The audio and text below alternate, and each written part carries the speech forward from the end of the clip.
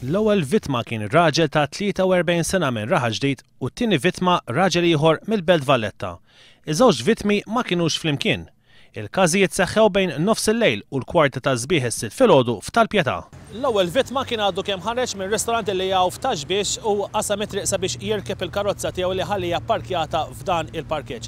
Malli kien se jiftaħ il-karozza eżattament minn wara dan il-billboard ħarġu żewġ tirġiel li riżulta li huma ta' nazzjonalità Somala, aggredewh b'ġabla u mbagħad serqulu ċ-ċwievet tal-karozza u anke ammont ta' flus. Wara iż-żewġ tirġiel ħarbu fid-direzzjoni ta' dawn is-siġar fejn hemmhekk aggredew mbagħad raġel ieħor.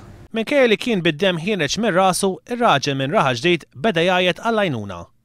Kienu sħabu li ftit qabel kienu qegħdin jieklu miegħu li semgħuh u ċemplu għall-għajnuna. Fuq il-post waslu mill-ewwel il-pulizija tad-distrett fejn hemmhekk sabu lir-raġel bi ġrieħi serji f'rasu. Dan qalilhom li kien aggredit minn żewġ persuni ta' Karna John Skur fejn serqulu ma' 350 euro fi flus kontanti. Fl-istess ħin il-pulizija bdew jisimgħu għajjat ġej minn qalb is-siġar fl-inħawi.